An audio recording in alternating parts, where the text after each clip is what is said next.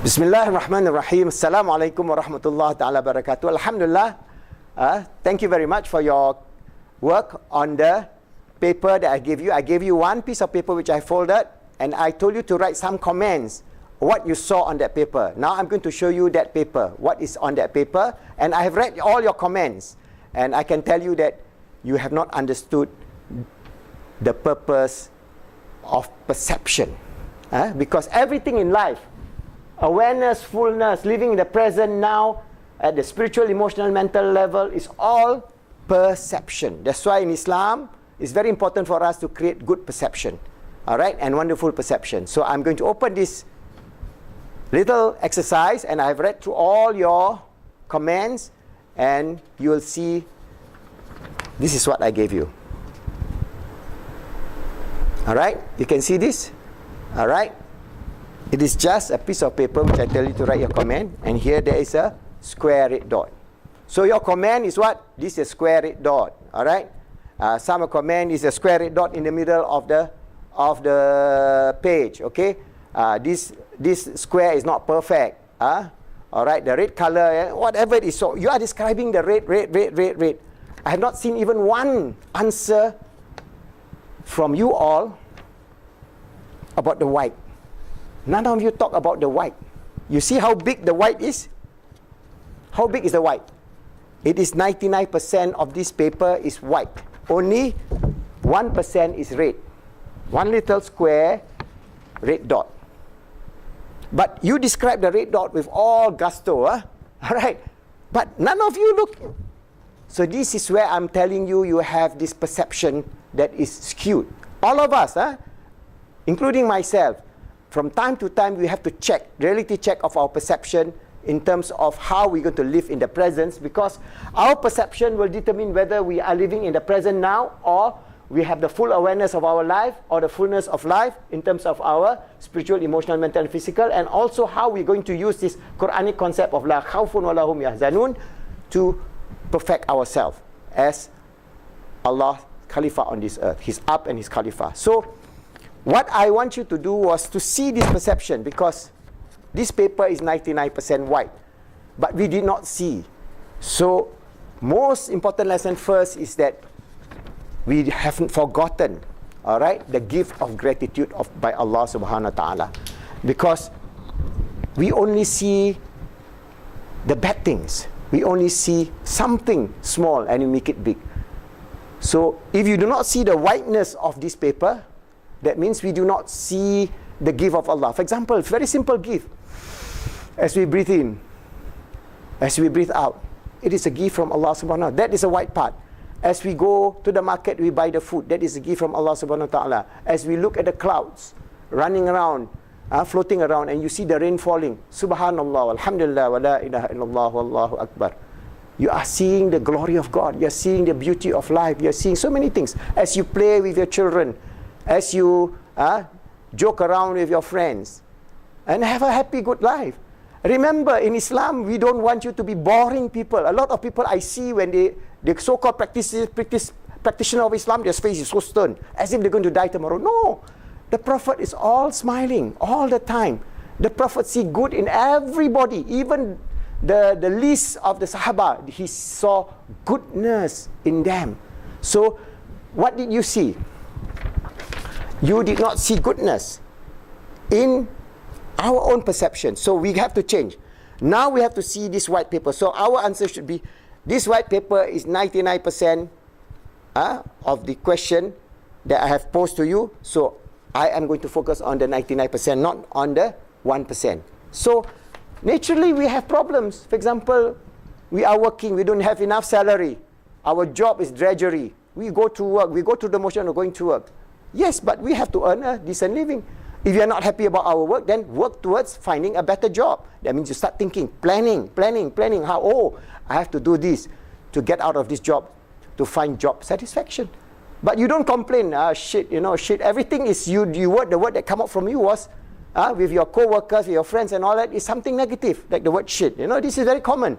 Everything seems to be shit. So people who use that expression, they are infusing their subconscious mind the concept of shitness. So and end up, what is their life? It is a life of shit. I've been very crude word, but this is the reality you see among the office colleagues. I've been interacting with them. I've been training thousands of people working together. And when I give them exercises on perception, they are not even thankful for the job that they have. They curse and swear at their bosses. All right? Why curse and swear at your bosses? Why be curse and swear at your life, of your present condition, but you don't see the glory of God, the beautifulness that He has given to you? We breathe, we are alive, we have food on the table, we have cars, we have so many things in life. You look around, all right? And you see many of the great scholars of Islam, all the great ulama, they live a very minimal life, all right?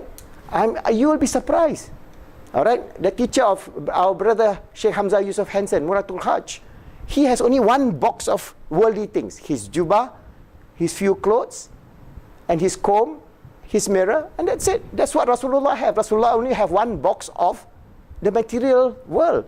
And Muratul Hajj also will have about 10 goats, and he's considered rich in Mauritania. And he's happy having the cow's milk, having some food, but he's all the time smiling.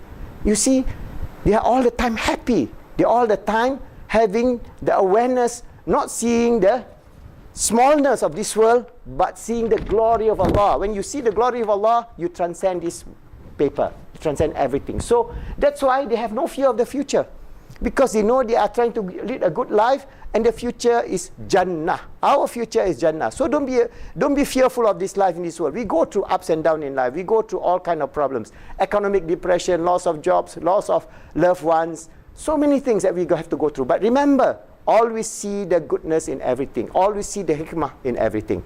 So what is important for us is to see that we mold our perception towards PIP. Remember this word, positive Islamic psychology, and use this to frame our living in the present. So when you look at something, we are stuck in a traffic jam. Good or bad? You get frustrated. You get frustrated, can you pass on to the other car? You can try to weave in the car, in the jam. You're not going to do any good. So that is seeing you are stuck in that situation. You are going to stay there for 2 hours or 3 hours in that terrible traffic jam. You can see in many cities, you are stuck for 2 hours or 3 hours in the traffic jam. And you're in a situation where my friend said he has to pee into a bottle because he's stuck in the traffic jam for 2 hours. All right? And there's no way to go. So what can you do? Can you just be stressed up, pump out all your stress hormone and curse and swear at the situation? Or you can sit back, relax, all right?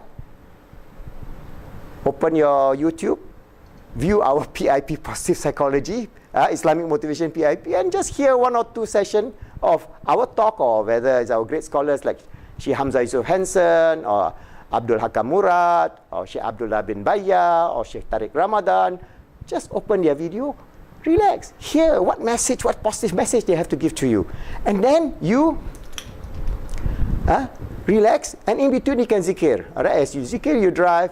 Astaghfirullah al-azim allazi la ilaha illa huwal hayyul qayyum wa atubu ilaik. So as you drive, you see, Astaghfirullah al-azim allazi la ilaha illa huwal hayyul qayyum wa atubu ilaik. You see, so beautiful. You're connecting with Allah. So your stress hormone will be down, your cortisol will be down, and you go home happy. After 2 hours jam, you go home, you see your children, you see your wife, you see your family, or husband, you have a good hug. Alhamdulillah, that is life. What is 2 hours in the traffic jam compared to those people? Remember, every day in this 21st century, in this year, 2017, there's more than 1 billion people who have no food before they go to sleep. 1 billion, not 100 million, 1 billion people, especially our brothers and sisters, refugees from Syria, from Iraq, from Afghanistan, and so many places. They don't have anything. You have something to go to, you have a home, you have a family, so be happy, be grateful about it. See the whiteness, don't see the redness. All right, and there's more than 1 billion people in the world do not have clean drinking water. We have water, just open the tap, all right, and we have water flowing for us to drink and for us to do wudu. So be aware that in our life there are many other key concepts of which I'm going to elaborate in more detail, that is being able to understand the perception that we see the goodness in everything. This is the sunnah and the way of the Prophet Muhammad sallallahu alaihi wasallam, and the way and the sunnah of all the prophets. If you study the stories of all the stories in the Quran, it is how they are always grateful to Allah subhanahu wa ta'ala, and in situation where they are in very difficult situation, where Nabi Yunus, when he is in the mouth of the whale, he says, La ilaha illa anta subhanaka inni kuntu minaz zalimin, and Allah releases him.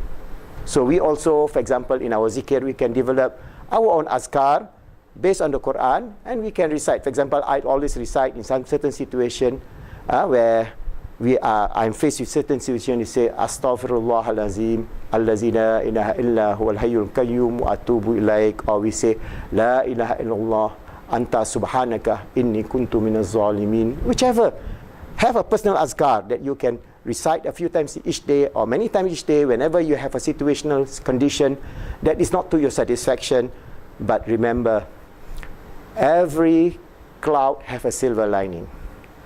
Every failure, there's a path to success.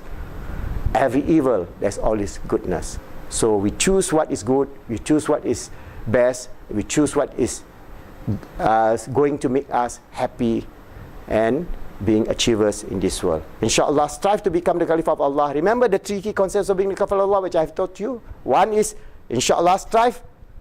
Number one, strive to make ourselves good. Number two, help others to be good. Make this world good and pleasing for Allah subhanahu wa ta'ala and all his good creatures on earth. Inshallah, see you again in the next episode. Thank you.